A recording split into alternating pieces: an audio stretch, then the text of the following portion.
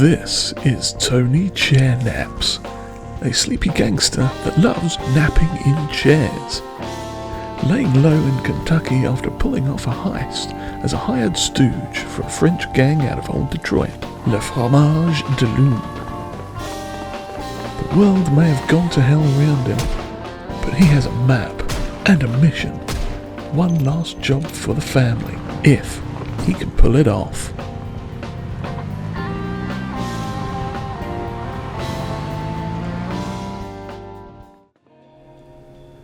So this has been my life for the past 3 or 4 weeks, laying low in the town of Wilbore, Kentucky. I picked up a side gig doing light maintenance work to keep up appearances, spent some time tinkering with my car, napping in chairs of course, catching up on current events and such.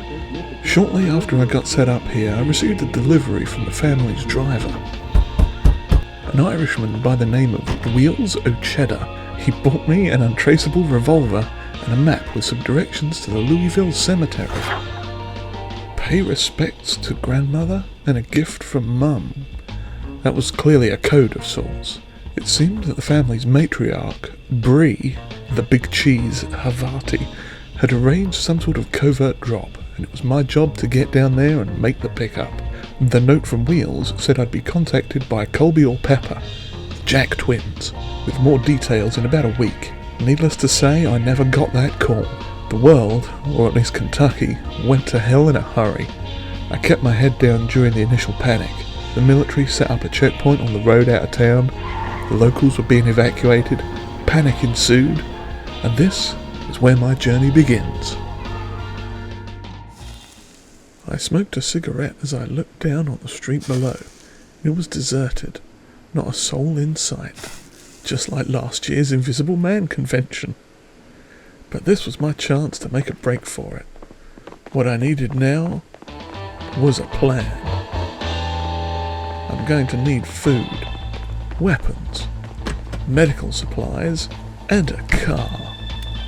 So first things first, I headed down to my car to grab a duffel bag and a few basic supplies from the trunk. One of those infected people from the news tried to attack me. A swift introduction to Mr. Pipe sorted that problem out.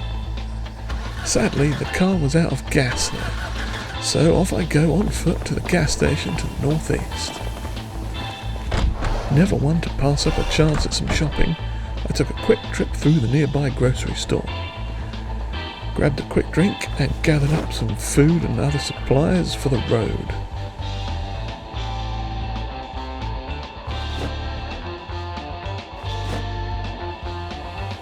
Popping out the back, I went past a cemetery, clearly the dead centre of town. I snuck up a back alley to avoid too much attention. Didn't work out quite as I intended though, as I ran into a few more deadheads in the parking lot. They sure weren't Grateful Dead fans. Mr. Pipe made swift work of them. Not much for loot, but I did swipe a tasty gold watch. A crashed ambulance in the street nearby yielded a trauma bag and some medical supplies. And shortly after, I found the occupants clustered behind a nearby building.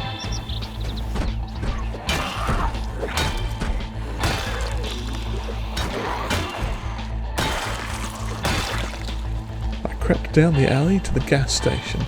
The immediate area was clear enough, so I started filling containers.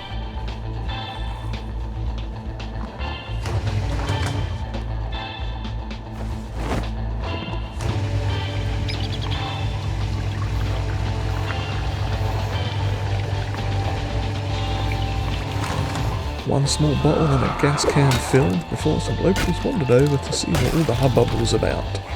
Mr. Pipe answered all their questions and I continued filling the last gas can. A few more curious cats to take care of, and then I set about searching the gas station store. Not much there besides a few magazines and a pack of smokes. The front of the nearby convenience store was locked, but the side door was open. A quick drink from the restroom sink and a rummage around produced a good quality wrench, and then it was time to head back to the car.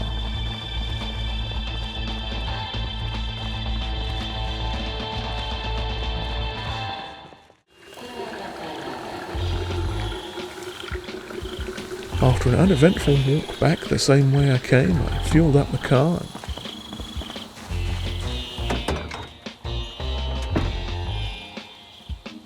shoved all the stuff that I'd got in the trunk, then drove about 50 feet around the corner to the military checkpoint that I could have walked to.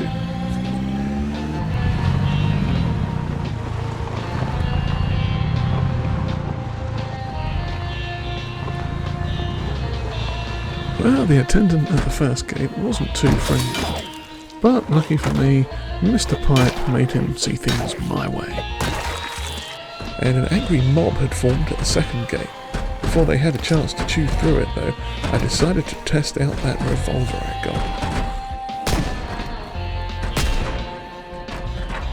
got. It was like shooting fish in a barrel, except these weren't fish and there isn't a barrel in sight. But at least my aim was on par with a slightly rigged carnival shooting game. From there I had a quick mooch around some of the army tents, found another duffel bag and grabbed a few bits and bobs before circling back to a nearby house to wash up and have a bit of a nap.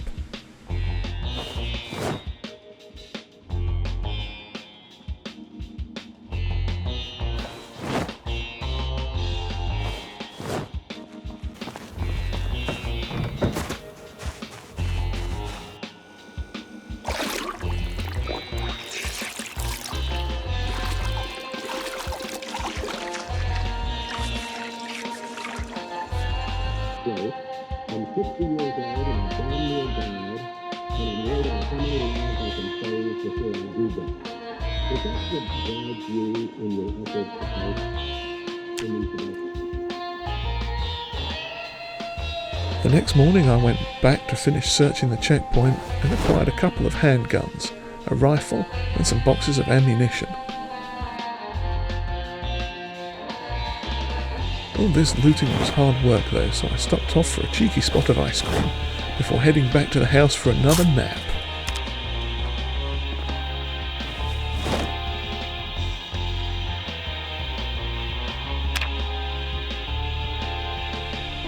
After a nice rest, I spent a bit of time going through the loot, checking the guns, attaching accessories, and loading the magazines, so I'm as prepared as I can be.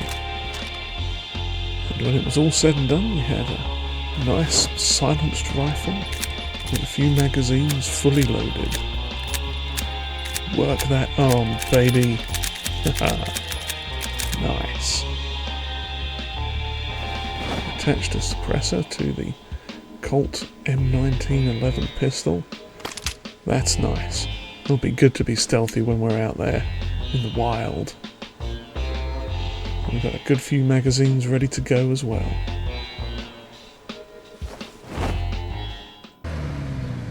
Once that was done, I hopped in the car and drove a little way down the road before I decided to stop and proceed on for a bit to check out the carnage. Metal corpses strewn about, mixed with a few vehicles that might still work, and a smattering of the Walking Dead.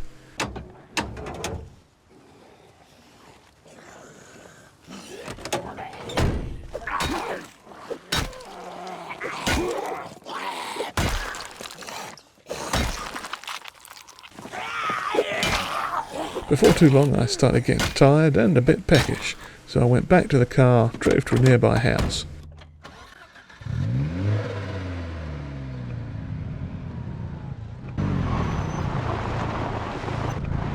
In through the window, seems pretty clear. I tried on a jacket from the closet, scoffed some food in the kitchen, and had a nap on the sofa.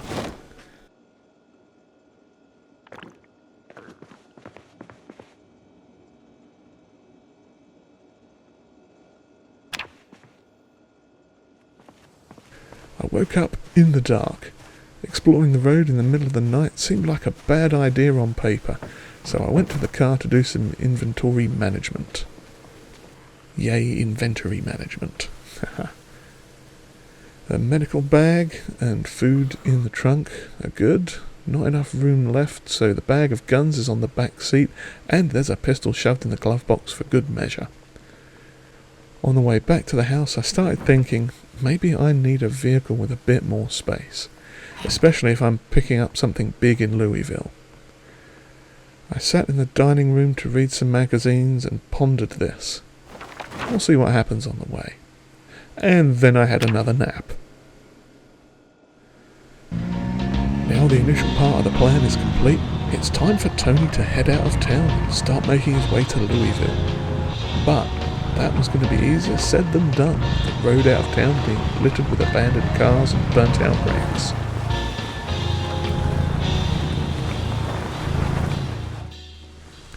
The fog was thick, but the traffic was thicker. I drove as far as I could, then continued carefully on foot, and at the end of the road I found a gas station. After clearing out a few zombies, I found a car in decent condition with a little bit of fuel in it, and used that to start clearing some of the wrecks out of the way.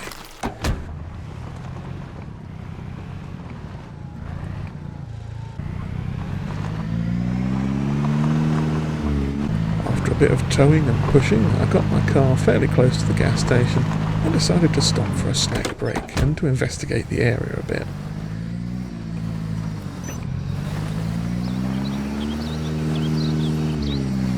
The gas station shop itself was locked up tight, but I made it into the diner and found a mostly fresh burgers and fries meal to eat. A delicious hamburger, still fresh. I'll have that. Might as well eat it while we can. And some French fries, even better. And I even took one to go as well. Snack break over, it was back to the car to bring it around to the pump and get it all fueled up for the road.